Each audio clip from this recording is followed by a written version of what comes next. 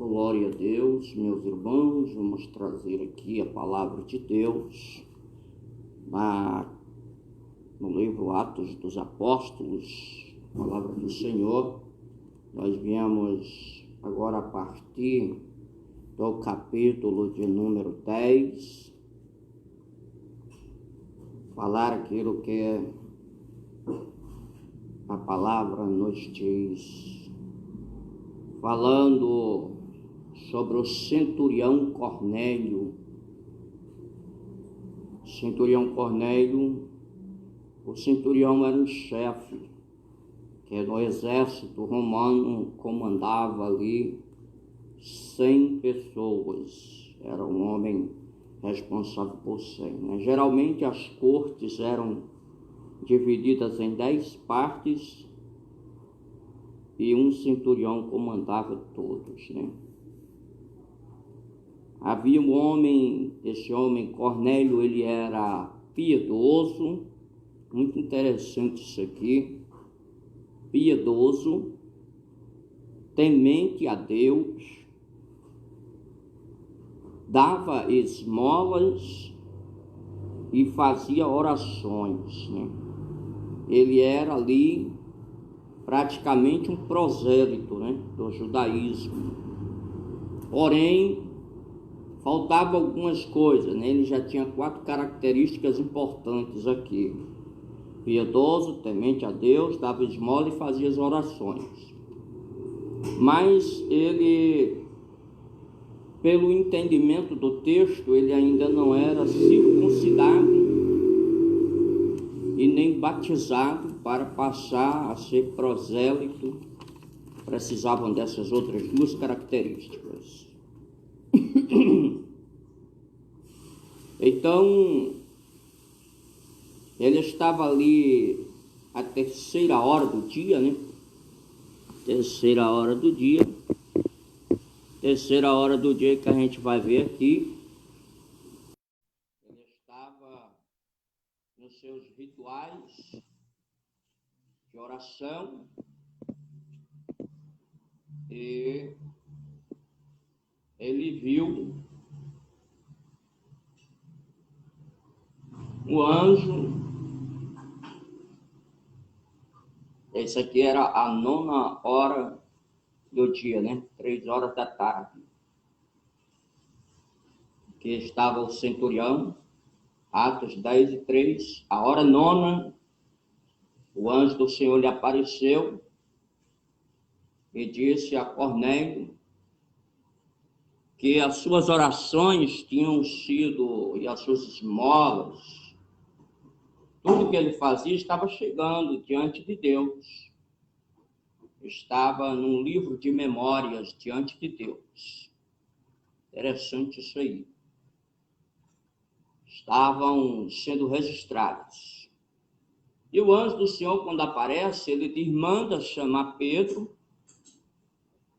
Isso é importante porque o anjo do Senhor, ele não prega evangelho. O evangelho ficou para a igreja pregar. Jesus Cristo disse: ide por todo mundo e pregai o evangelho a toda criatura. Então, é da responsabilidade da igreja pregar o evangelho. E aquele homem chamou 2 soldados, 2 domésticos e 1 soldado. 3 homens, 2 homens que trabalhavam para ele e 1 soldado, e mandou para Jope para chamar Pedro, né? E a hora 6ª aqui, isso é por volta de meio-dia, Pedro estava em oração. Pedro estava aqui, você veja que é uma distância de 50 quilômetros da onde Pedro estava para onde estava esse homem, e ele manda chamar a Pedro. Isso aí era necessário, está mesmo interessado de mandar 3 pessoas a distância de 50 quilômetros, mandar chamar para aceitar Jesus, né? Hoje tem tanta igreja por aí e o povo não aceita Jesus. Não aceita porque não quer, né? Tá aí. O evangelho está tão fácil agora. E observamos aqui que Pedro provavelmente estivesse em jejum até meio-dia, né? E, de repente, apareceu ali aquela espécie de um lençol amarrado nas quatro pontas, nas quatro partes. E este estava cheio de animais impuros, né?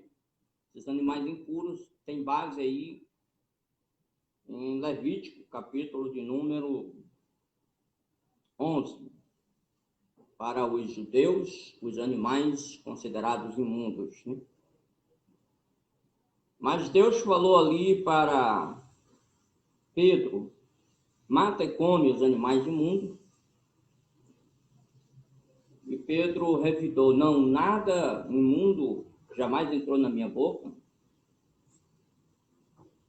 E o Senhor disse: não considere imundo aquilo que eu já tenho purificado, né? É como se fosse alguém que aceita Jesus, aí veio da droga, da prostituição, e dentro da igreja ainda tem alguém chamando de prostituto, prostituta, né? Mas Deus já purificou, já está purificado no sangue de Jesus. Já foi comprado, já foi lavado. Não interessa que a pessoa, antigamente, ela fez um monte de coisa errada. Mas Jesus veio buscar e salvar o que só havia perdido. Jesus nunca veio falar assim: não, Jesus veio porque fulano de tal era bonzinho demais. Aí Jesus veio aqui na terra por causa dele. Não. Jesus veio buscar o que não prestava. Jesus veio buscar o que não prestava, veio buscar e salvar o que só havia perdido. E ali nós vamos ver em Gênesis capítulo 6, versículo 20, uma referência que nós vamos ler aqui sobre os animais. Vou ler aqui, Gênesis 6, 20, algo sobre os animais que Deus deu. Essa questão de animais que são puros e animais que não são puros, nós vamos ver aqui. Das aves segundo a sua espécie, do gado segundo a sua espécie, de todo réptil segundo a sua espécie, virão aqui para os conservares com vida sobre a terra. Então, de todos os três tipos de animais que Deus foi considerando as espécies ali, tinha que entrar na arca para escapar com vida sobre a terra. E agora esses animais que vinham aparecer ali a Pedro chega a dizer que eles são imundos, mas Deus já havia purificado, né? Pedro viu aqui, como fosse aqui, uma revelação divina, clara. No versículo 11, diz assim: e então vi o céu aberto, e descendo, né? Então a revelação veio do céu. Revelação de Deus não vem do WhatsApp, do Facebook, do fofoqueiro, do pastor sem vergonha que fica ligando para os outros pastores para dedurar os irmãos, não fica das irmãs da língua grande, fofoqueiro. Não vem da fofoca de fulano e cicrano, da rádio piano. Não, a revelação divina vem do céu. E aí nós vemos que a palavra de Deus diz que o Senhor ordenou: mata e come. A palavra mata é tosseis no grego. Tosseis quer dizer oferece sacrifício, né? E os animais imundos não poderiam ser oferecidos em sacrifício no altar, na lei de Moisés, mas na graça tudo é diferente. O Espírito Santo, ele confirmou a revelação quando Pedro acaba de ter a revelação e fica pensando o que era aquilo. Aí os homens enviados por Cornélio param na frente da casa, né? Pedro ouve os homens e vai com eles, né? Não temeu, mesmo não conhecendo, mesmo não sabendo quem era. Pedro não puxou a ficha policial. Pedro não quis saber qual era a carta de recomendação, não quis saber qual era o CNPJ. Pedro não quis saber se eles eram da lei, se eles eram da graça, se eles eram gentios. Pedro foi com eles. E aconteceu que, indo com eles, ele chega na casa daquele homem. O homem estava tão empolgado que prostrou-se diante de Pedro. E Pedro disse: não me adore, porque eu sou igual a você, né? Eu sou homem igual a você. Mas fosse hoje, esses pastores que tem por aí, eles estão querendo que o povo adore eles. Eles estão querendo que os homens se dobrem diante dele. Eu vou mostrar que eu posso, que eu sou grandão, que eu mando. E acabam com o seu chamado, acabam com o seu ministério, porque esses animais que andam com o chocalho grandão aí, as credenciais que parecem o chocalho de uma vaca, maiorais do meio evangélico, se dizendo importantes, não ganham uma alma para Jesus. Você pode perguntar a 100 pastores evangélicos, presidentes regionais, presidentes estaduais, qual foi a última vez que ele evangelizou uma pessoa, que ele vai dizer que não se lembra porque faz tantos anos, que ele não faz a obra de Deus. O que ele faz é controlar relatórios. O que ele faz é mexer com dinheiro, dízimos e ofertas. O que ele faz é comprar terrenos, casas, carros para eles. E eles não ganham nem a sua alma para Jesus, são igual fariseu. O irmão mais novo convertido que tiver na igreja já evangelizou esse mês. E o pastor presidente faz mais de 20 anos da sua igreja, 30 anos, que ele não evangeliza ninguém. Ele é um hipócrita de pregar, ir por todo mundo, pregar o evangelho. Ele diz lá no microfone, mas na rua ele nunca evangelizou. Ele não evangeliza. Então Pedro vai ali e diz que não precisa adorar ele, porque Pedro é simplesmente uma pessoa igual a outra. De repente, nós vamos ver que esta revelação demorou aqui 4 dias para que Pedro chegasse ali na casa de Cornélio, né? No versículo 27 a 33, né? Está ali a referência que fala que faziam 4 dias. E isso é muito importante porque tem gente que nós estamos passando a revelação agora, e antes de terminar a oração já quer que olha, tem que se cumprir, não é assim não. A revelação também tem o tempo de Deus. A profecia tem o tempo de Deus. Então, separe de agonia, de aperreio, porque há tempo debaixo do sol determinado por Deus para todas as coisas. Então, haviam muitos ali, né?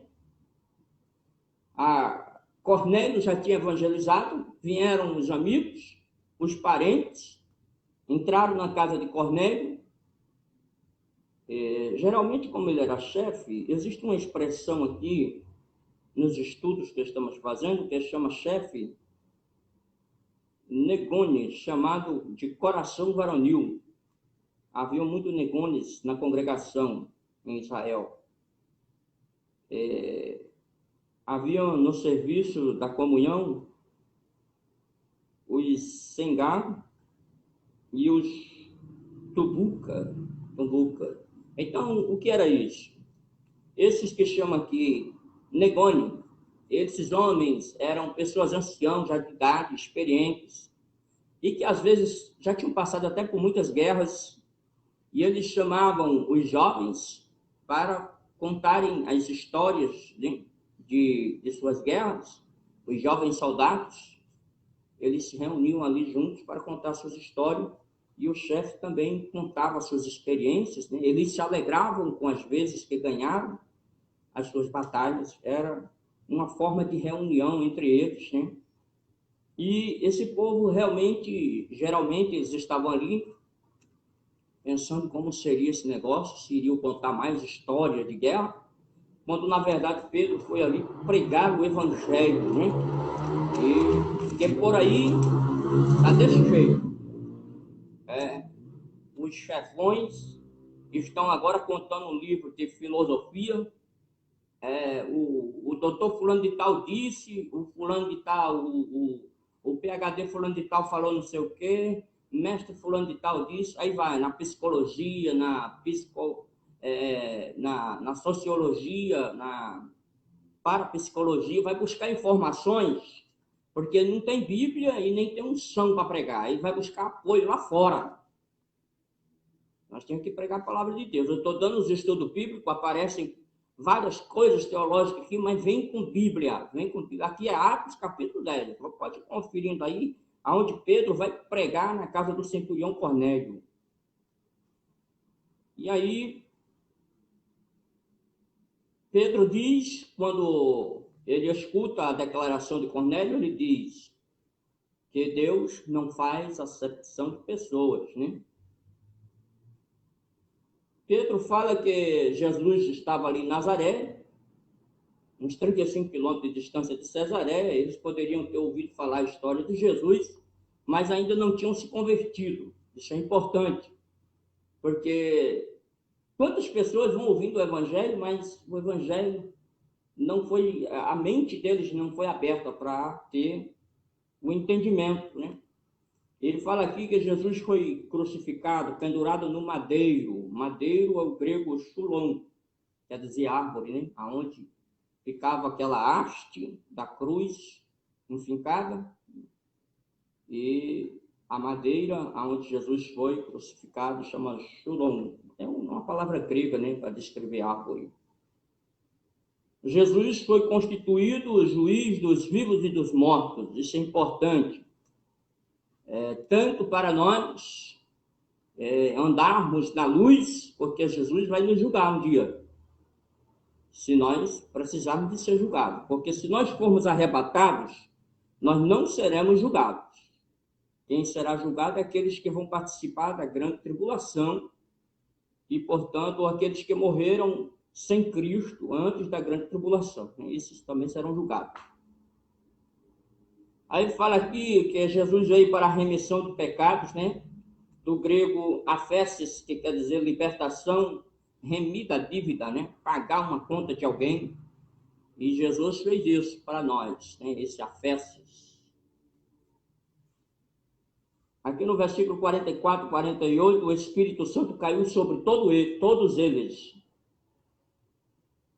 É algo muito interessante, porque hoje a gente prega aí em muitos lugares, como eu tenho passado, levando o Evangelho, e algo muito interessante aconteceu. Pedro começou a pregar e o Espírito Santo caiu sobre eles. A gente vê essa multidão de pregadores por aí, essa multidão de homens, de mulheres fazendo campanha, toda semana uma campanha, e o Espírito Santo não cai sobre ninguém. Você não vê as pessoas sendo batizadas com o Espírito Santo, com evidência em língua? Aliás, tem até umas igrejas aí, antigas, principalmente tradicionais, que proíbem falar em línguas. Mas Paulo disse, eu quero que profetizes, mas não quero que proíbam de falar em línguas. Então, pastorzão lá, né? Principalmente aqueles que fizeram aliança com aquela seita que só abre uma vez por ano, aquela seita de ocultismo, que tem projetos malignos, projetos econômicos, políticos e religiosos. É uma salada de tudo lá. E os chefões de grandes igrejas, os grandes líderes evangélicos estão ligados a uma certa seita de ocultismo. Nós todos sabemos qual é a seita, né? São evangélicos, se dizem evangélicos, mas estão ligados lá àquela seita de ocultismo lá. E o diabo tentando parar o Espírito Santo de maneira disfarçada, né? Teve um deles que, de ser tão grande, disse que não era preciso falar em línguas, que ninguém entendia, que tem gente que fica dando mensagem em língua, e não é isso. É porque você ficou unido àquela seita maligna lá, que a maioria dos políticos brasileiros são daquela seita, daquela sociedade, né? Eles não dizem nem que são religião nem seita, eles são uma sociedade, e você está lá dentro. Não precisa esconder o seu rosto, não, que nós já sabemos que é você. Atos capítulo 11, a defesa de Pedro, né? Atos capítulo 11 mostra que Pedro teve que ir fazer a sua defesa lá. E é interessante, né? Porque mesmo sendo líder da igreja, tinha alguém querendo pressionar o apóstolo para dizer por que ele foi na casa dos gentios, que tinha a lei de Moisés, e proibia. A casa dos gentios era considerada lugar imundo. Agora Pedro faz o seu discurso de justificação aqui no capítulo 11, o versículo 1 até os versículos 18, né? Nós vemos que vai começar aqui no versículo 19 do capítulo 11, um momento em que houve dispersão, muitos foram para Fenícia, Chipre e Antioquia. E outros foram para Chipre e Cirene e foram pregando ali o evangelho de Jesus Cristo, né? A igreja sempre ia crescendo. Observamos aqui Atos 11, 19, falando aqui sobre a cidade de Antioquia, né?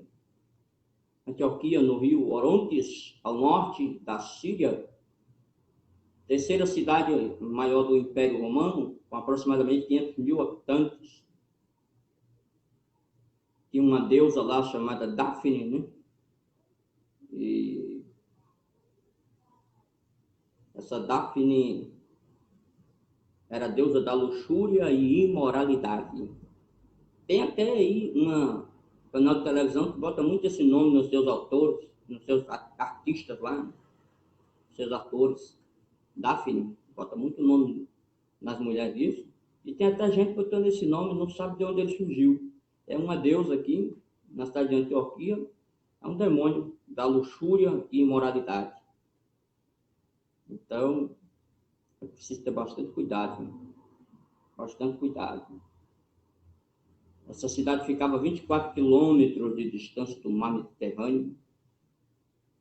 Eles também passaram pela Fenícia, moderno Líbano, passaram por Chipre.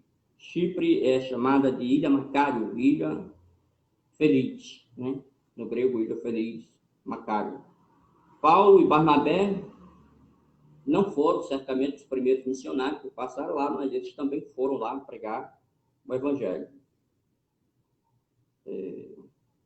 Essa deusa Daphne, lá de Antioquia, ela se transformou em uma planta de louro para escapar de Apolo, que ele perseguia, né? Pela sua luxúria, pelo desejo da carne. E as sacerdotisas de Daphne, todas as noites, elas realizavam aquele ritual, fugindo dos seus fiéis que lhe perseguiam. Não eram poucas, eram muitas sacerdotisas sensuais, na maioria das vezes seminuas, para atrair os fiéis que corriam dentro do ritual em busca dela, e elas dizendo assim que escapavam ou se transformavam em árvores. Aqui nós vemos que os discípulos foram chamados de cristãos em Antioquia, né? A primeira vez é Atos 11, o versículo 22 ao 26.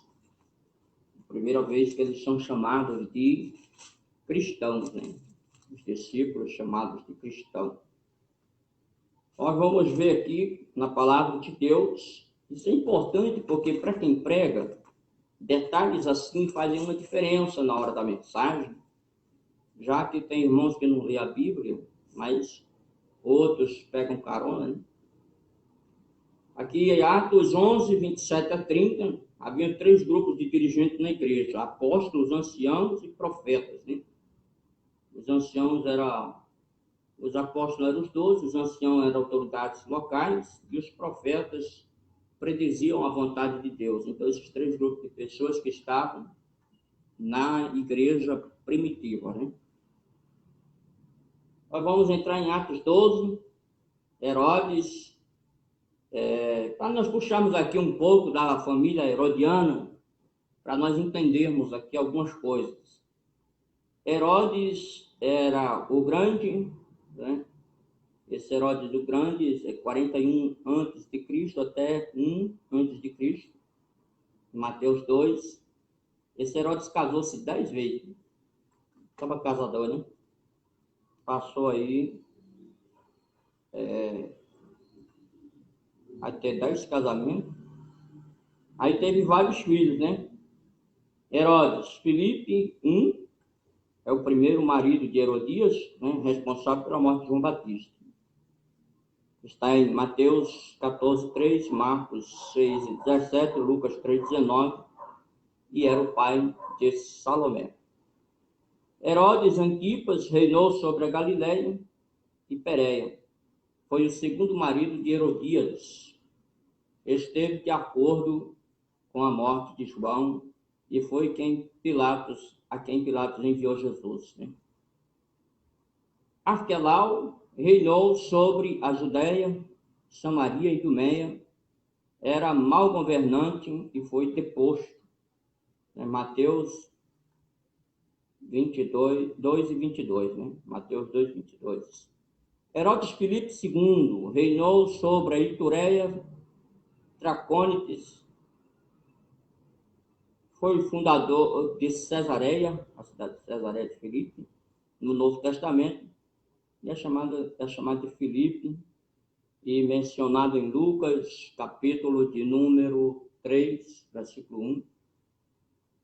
Herodes o Grande teve outro filho chamado de Aristábulo. Sua mãe era Mariana, uma princesa que descendia dos heróis macabeus.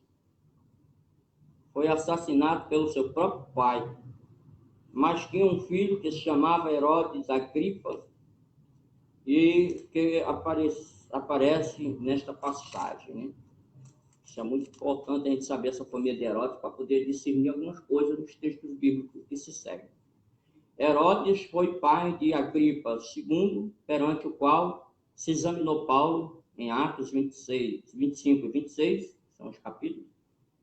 Berenice, Drúxila, esposa de Félix, Atos 24 e 24. Versículo 2 aqui, Tiago, filho de Zebedeu, né? Ele bebe aquele cálice. Eles pediram para sentar à direita de Jesus, né? À esquerda. E aí eles passaram pelo processo que eles disseram que queria passar, né? Marcos 10, 38, 39. Jesus disse, à direita e à esquerda eu não garanto vocês sentar, mas o cálice vocês vão beber. E aí eles passaram aquela morte ali de Tiago, né? Foi uma morte horrenda. Pedro foi preso aqui entre 16 soldados, né? 2 cadeias, uma na monta, na outra de preso, né? E seria morto depois da Páscoa, né? Mas a igreja fazia incessantes oração. Essa palavra incessantes no grego é ektenos. Ektenos é ardente oração. Uma oração feita com amor verdadeiro.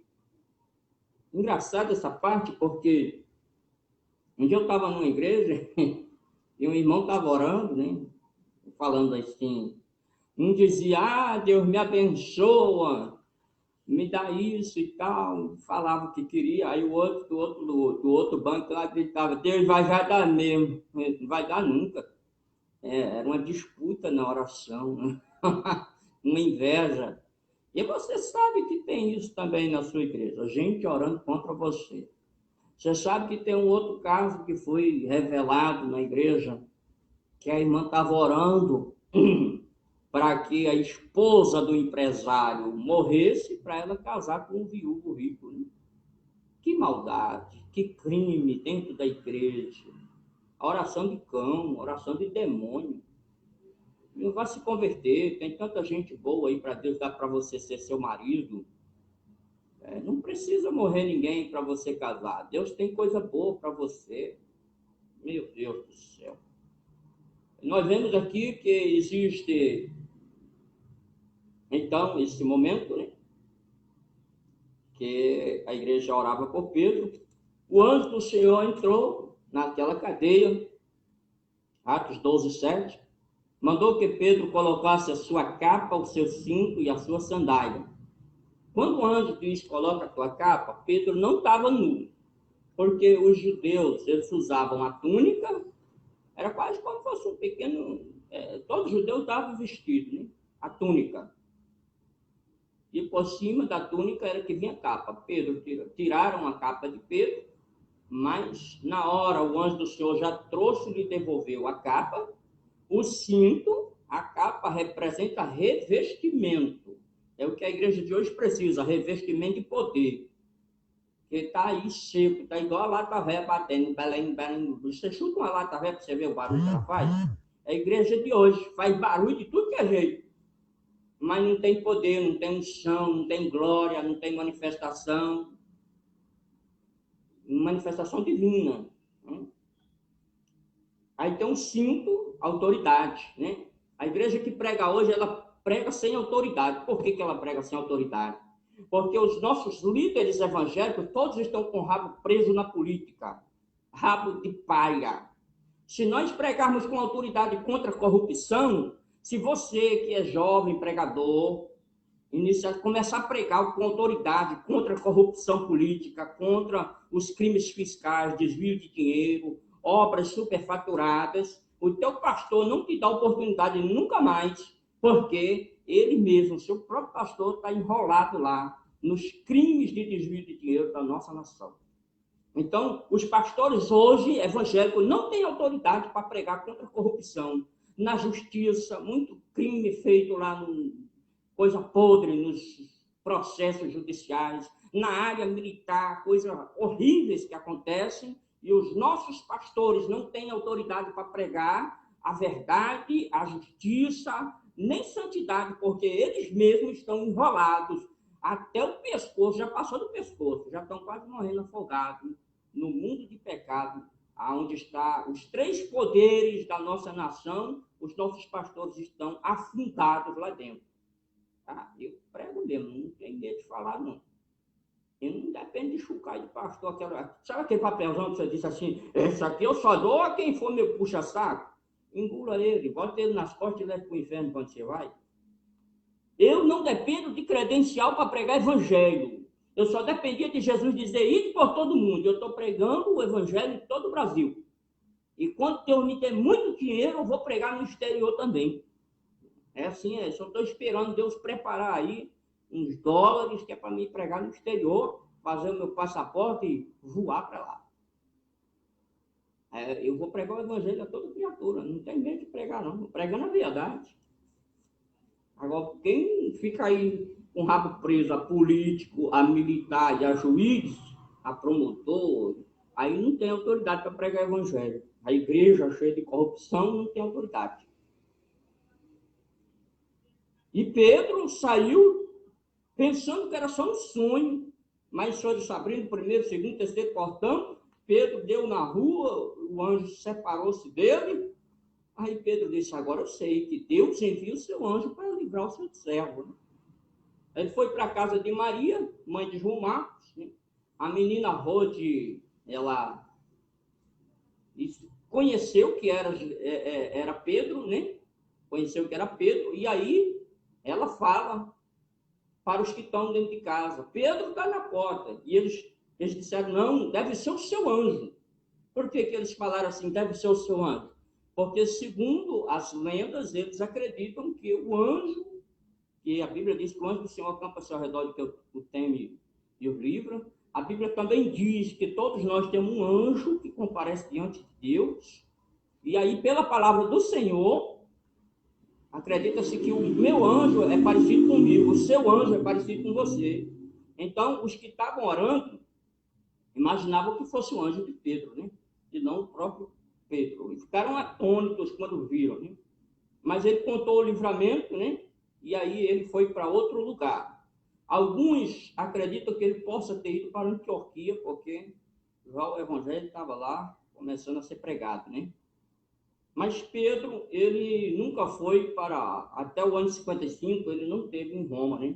Para justificar aqui que ele foi para Antioquia, mas ele não teve em Roma, que era uma rota parecida, né? Isso aqui faz parte do conteúdo teológico. Atos 12, do 20 ao 25, nós vamos ver aqui que Herodes queria ser igual a Deus. Esse Herodes aqui, ele vestiu roupas de rei, se preparou e foi fazer o seu discurso, né? Isso aqui no ano 44, né? E ele queria assim, não, aqui aí o povo grita de lá, é voz de um Deus, não é voz de homem, não. Eita! Você sabia que tem pregador hoje aí que quer ser aplaudido? Tem uns que criou até uma frase assim, se você não der glória, eu não vou dizer. Não vai dizer porque você quer ser um Deus. Você quer ser adorado. A glória não está sendo para Deus, está sendo para ele. Não tem unção, não tem Bíblia, não tem nada. Vai buscar recurso lá no livro do doutor fulano de tal, que é psicólogo, que é sociólogo, que é filósofo. Vai buscar na Bíblia Sagrada, rapaz. Lê a Bíblia. Eu estou aqui, estou pregando a Bíblia. Isso aqui é Atos dos Apóstolos mesmo. Isso aqui é Atos 12 agora, tá vendo? Vamos pregar a Bíblia? Tem teologia, mas não precisa do livro do doutor fulano de tal, ó. Conversa, o doutor fulano de tal tem que se converter também. Se já morreu, não morreu sem Jesus, vai para o quinto dos infernos.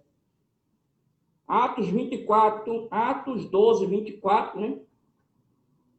Tem aqui o terceiro relatório de crescimento da igreja, aonde nós vemos outra referência em Atos 6 e 7 e Atos 9 e 31, são referências que falam do crescimento da igreja.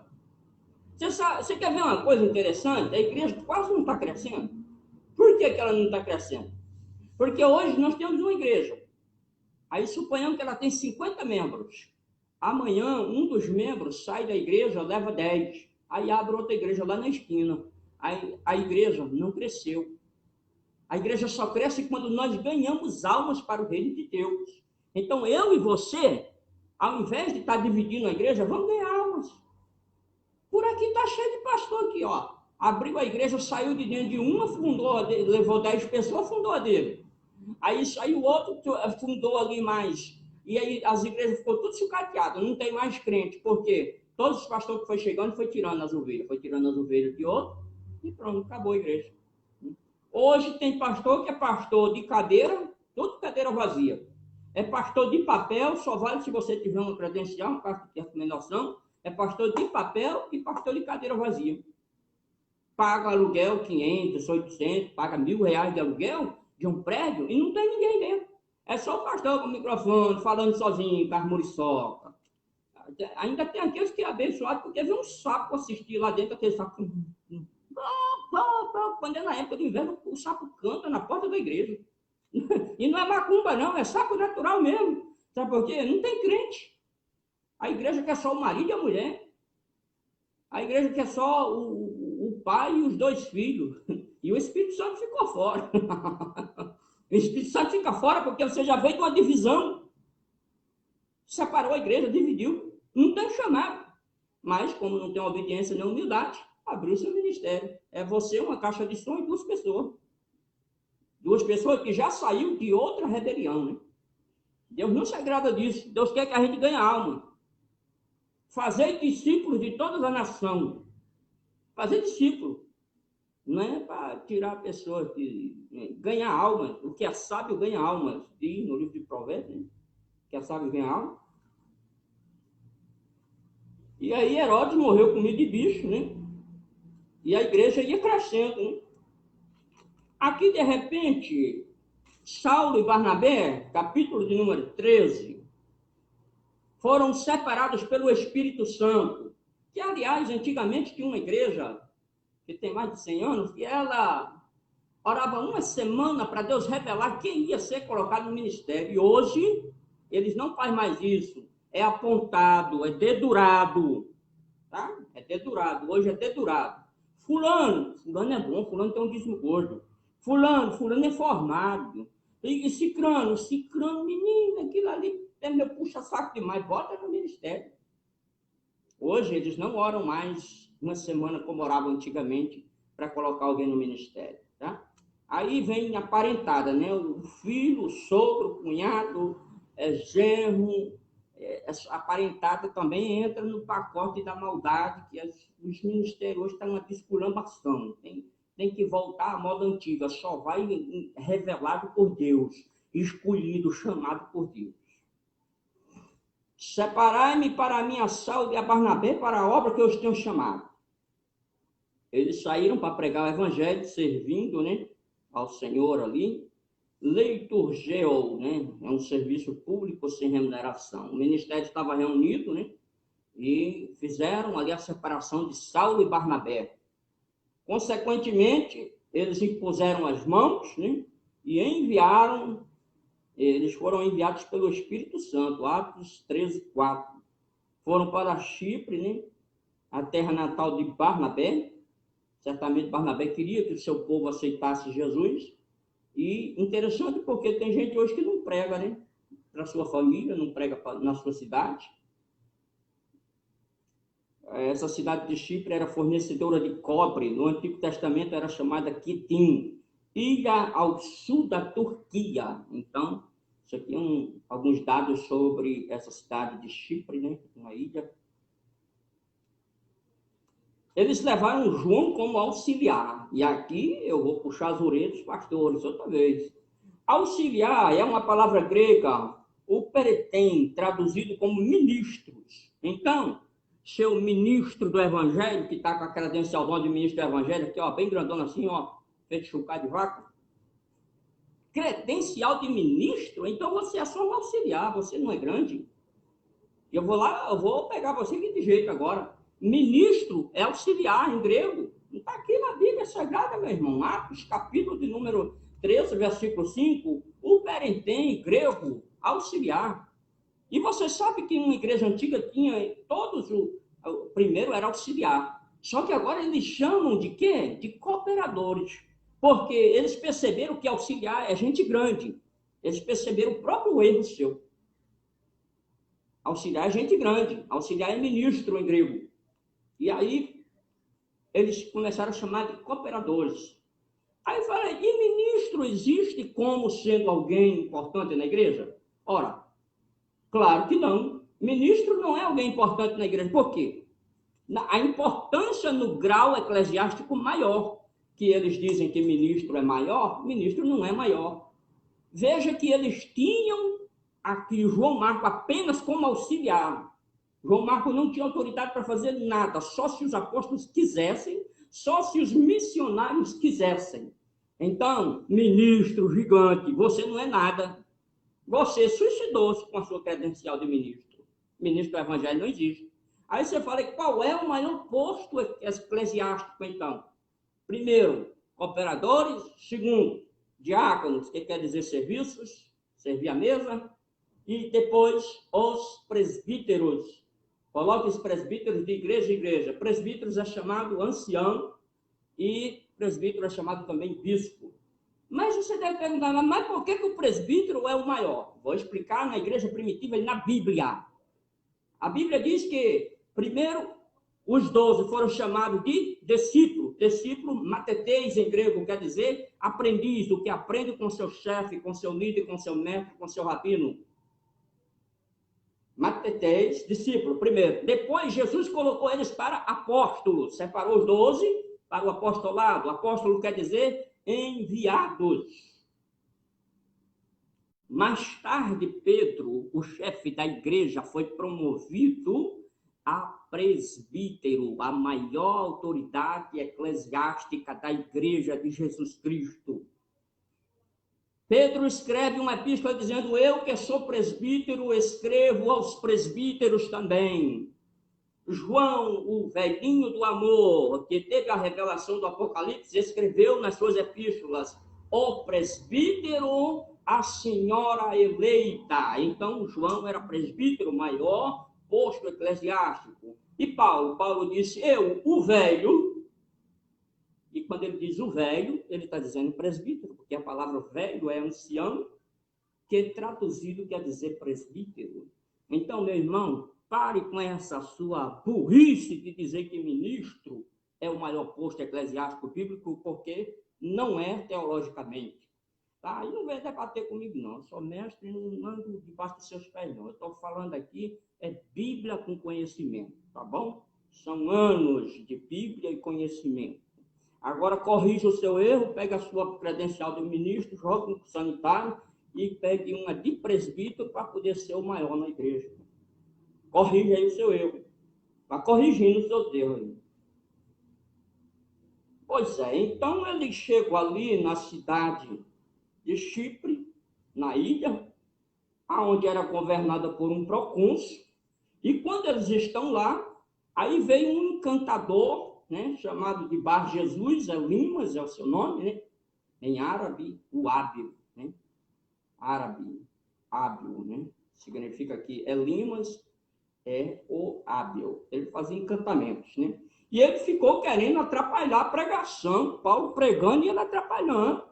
Já não, procônsul, mais e mais, né? Querendo desviar a atenção ali. Aí Paulo foi dizer, ó filho do diabo, exatamente o contrário do nome dele. Como assim, pastor? Como assim, presbítero? O que significa Elima? Era Bar Jesus? Quer dizer, filho de Jesus? Aí Paulo foi e inverteu, disse, tu és filho do diabo. Ao contrário, né? Antagônico. Exatamente o contrário. Aí ele fala aqui assim, ficarás cego, né? Paulo mostrou ali o poder de Deus, como aconteceu com Paulo quando ele caiu do cavalo, que ele ficou cego.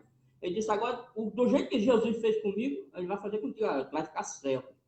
E Elimas ficou cego ali, procurando quem guiasse ele. Né? E aí o procônsul se converteu, ele creu quando ele viu aquela maravilha. Hein? Atos 13, João, Marcos, ele volta para Jerusalém, ele desertou, ele não conseguiu prosseguir a viagem porque viu que era grande, a missão era pesadíssima. Pregar o evangelho não é tão simples assim. Em certos médicos que fizeram uma avaliação, disseram que quem prega o evangelho durante 1 hora era como se tivesse trabalhado 3 dias de serviço braçal pesado, né? Então, o desgaste físico é muito grande. Em Atos dos Apóstolos, capítulo 13, versículo 14 e 15, aqui chegam em Antioquia da Pisídia, né? Localizada sobre uma meseta a 1.200 metros acima do nível do mar. Paulo e Barnabé estão ali, passaram por ali, por uma cadeia de montes, do Monte Touro, por um caminho perigosíssimo da Ásia Menor, onde havia muitos ladrões e assaltantes. Então, é isso que eu te falo, pregar evangelho, muitas vezes a gente cai em lugares terríveis, né? Aonde os super pastores, os super monstros convencionais, que não dão valor aos irmãos que pregam evangelho nas favelas, nos lugares terríveis, irmãos e irmãs que saem para evangelizar só com a sua Bíblia, ali na comunhão, na oração, no jejum, vai de casa em casa, vai nas favelas pregando evangelho, e os super pastores nunca dão valor a você. Superpastores estão lá nos carrões de 100 mil, 200 mil, 500 mil reais, helicópteros. Tem pastores por aí que desfilam de helicóptero para ir para a igreja. Vergonha. Não ganha uma alma para Jesus. E aí, esse caminho de Paulo aqui, Barnabé, era perigoso. Tinha ladrões, assaltantes, né? E eles foram por aquele caminho, também por algo interessante, que eles precisavam de realizar ali uma consulta médica. Paulo tinha uma enfermidade na carne. Gálatas 4 e 13, 2 Coríntios 12, 7 e 8, né? Versículos 7 e 8. Fala que Paulo teve uma enfermidade na carne, um espinho na carne. Ninguém sabe exatamente o que foi até o dia de hoje, né? Atos 13, do 16 a 41, discurso de Paulo, né? Pregações de Paulo em Antioquia. Ali foi fundado... Essa cidade, ela era uma cidade, assim, um tanto cheia de problemas, Ela tinha sido fundada por os sucessores de Alexandre o Grande, 300 anos antes de Cristo, aproximadamente. No ano 6, tornou-se colônia romana, né? A religião judaica atraía muito as mulheres dessa cidade, porque pregava pureza, né? Só questão de casamento, adultério, as mulheres se atraíam muito pela religião judaica, que proibia alguns pontos, quando dizia não adulterarás. Né? E ao contrário do que acontecia por lá no mundo antigo, de muita corrupção, prostituição, etc. Né? Então nós vemos aqui que muitos não aceitaram o evangelho. Os apóstolos bateram os pés os pó dos pés, né? Bateu ali o pó dos seus pés, como Jesus tinha mandado. Se alguém não aceitar o evangelho, alguém não aceitar a pregação, bate o pó dos seus pés e vai embora, né? Eles não aceitaram. Aí eles foram para Icônio. Icônio fica a 135 quilômetros aqui ao sul de Antioquia. E assim, nós agradecemos a Deus pela pregação dessa palavra que vem aqui, terminando o capítulo 13, próximos vídeos, capítulo 14, e Deus abençoe você em nome de Jesus. Nós estamos juntos nessa caminhada, servindo a Deus com alegria e trazendo a mensagem do Evangelho para você aprender mais, saber a verdade, em nome de Jesus Cristo. Amém. E Deus te abençoe grande e abundantemente no Senhor Jesus.